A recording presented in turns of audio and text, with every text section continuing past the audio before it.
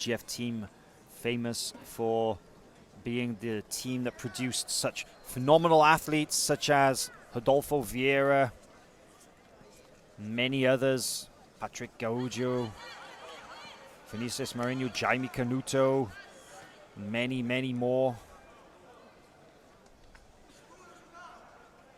Based here in Rio de Janeiro in the suburb of Meia.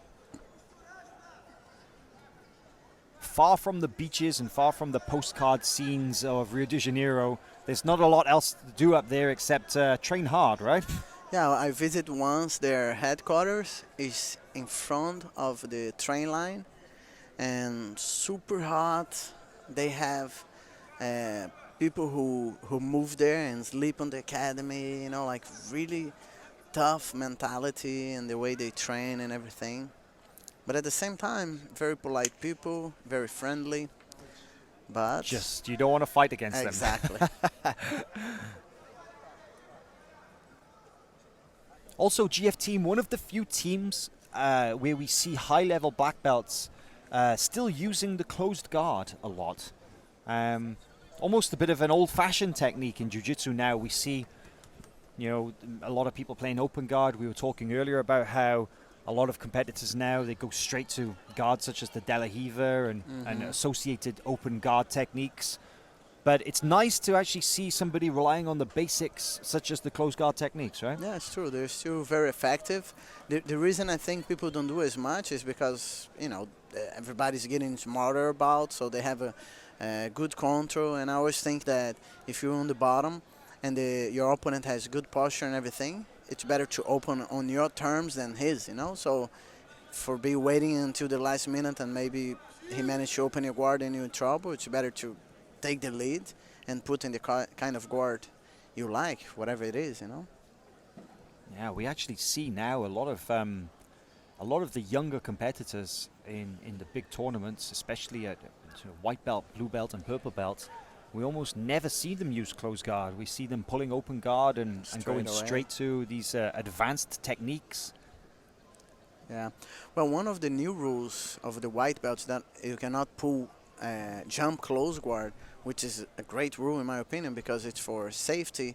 But I wonder how much that makes people avoid or not getting there to work their close guard when they're not allowed to jump into it. Now they'll just sit and play the open guard straight away and maybe neglect developing it. So exactly. Picking up his opponent is Gildasio Sant'Anna, looking to get those elbows inside that closed guard to try and open up. He couldn't do it. He did a good job keeping his knees together so he wouldn't feel the weight of his opponent as much. But even though he shake it a little bit, he didn't manage to open.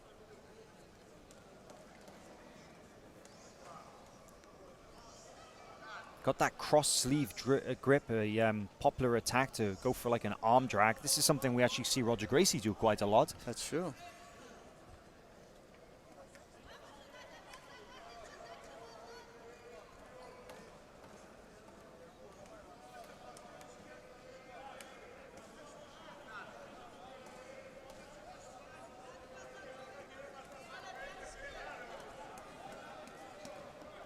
A little bit of frustration maybe from the crowd here. They're hoping that something happens, and just as I say that... That's how it is, right? That's how it is. Just as I say that, Marcus Jr. opens his closed guard, but pretty quick to actually back out of any attack. He almost looked like he gave up the closed guard to stand up, putting himself a little bit in danger, but he managed well to escape. That's another thing about the GF team. If you had to describe their athletes, aggressive is something that everybody would say, but also explosive. True, true. Very strong.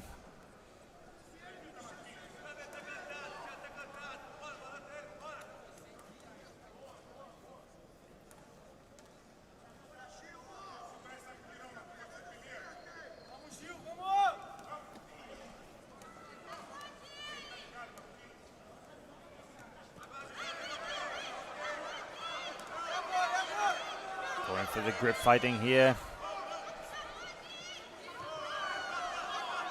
Oh, he pulling to the half guard this time. Yeah, but didn't close guard again.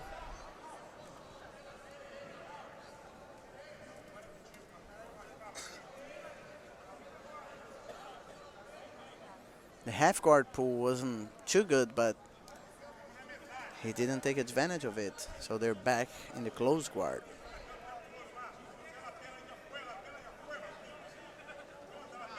He's insisting some grip in the lapel there. Got to be careful he doesn't stick his arm out too far, because that could give him the arm lock from bottom, right? True.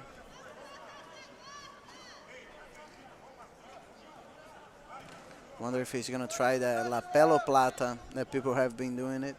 He got the grips for it.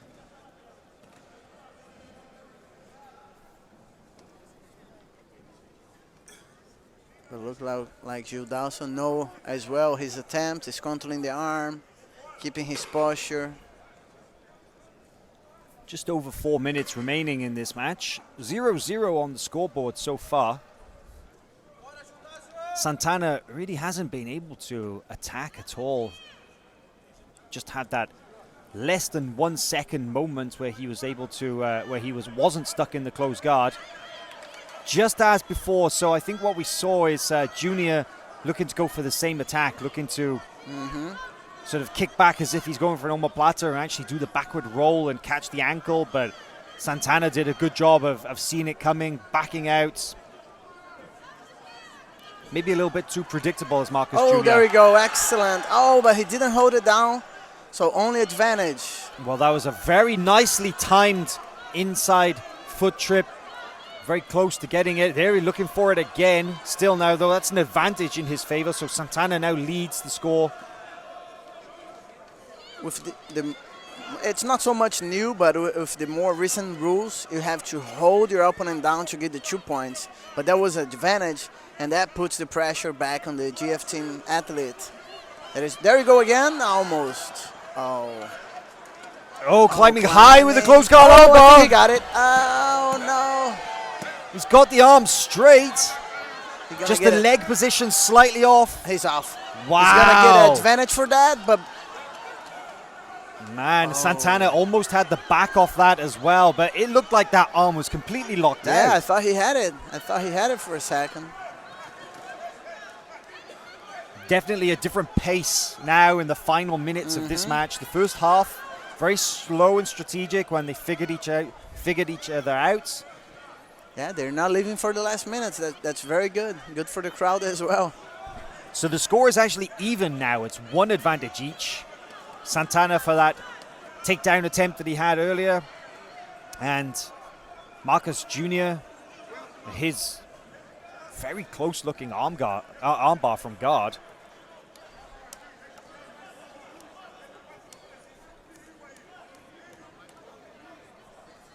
And straight back to it. You can see controlling that sleeve, now controlling the collar to try and dominate the posture. Similar control, but Sant'Anna is doing a good job as well with his right hand controlling his opponent. See how they're like grip fighting over there a little bit? He knows he cannot leave the hand free or he might be in danger. So if you were Sant'Anna, what do you do? Do you try to open the close guard to pass, or do you wait until your opponent opens it to attack to try and escape? Well, I wouldn't want to risk leaving the decision to the referee the way it is, because some people would take the fight all the way to the end like this and hope that the fact that he was playing on top, he would, the referees would consider as an advantage. But usually if I have the energy for that, I try to avoid that.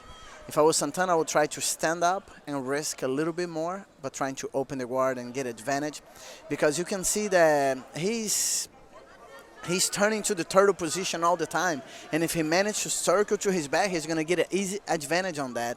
So that might be something that he can look for.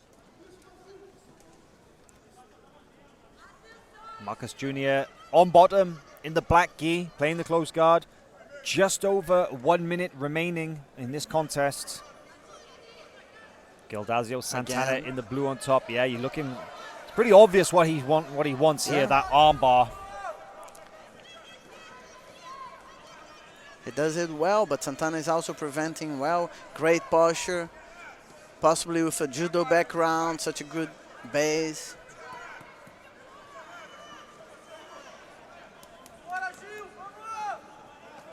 There you go. He's standing up, like I said.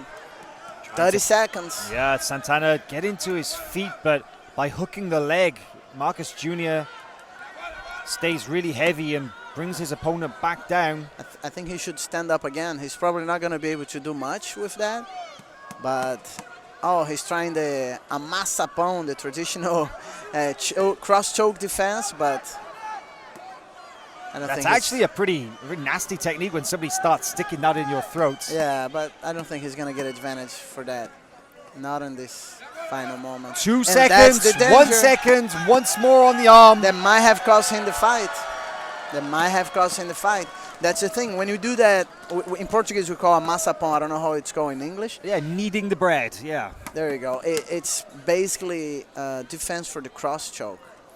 When you do it when there's no cross choke, your arm is in danger, and that's exactly what happened. Not in the exact moment, but when he retrieved the arm, he was in danger. Yeah, and maybe if Junior had a few more seconds and had that arm locked out a little bit longer, he could have had another advantage. But right now it's one advantage each, and a unanimous decision to Marcus Jr. of GF Team. I think the final movement might have cost him the result of the fight. Leaving the arm open like that. But also when you have a match so close and the points obviously just one advantage each. You have to risk.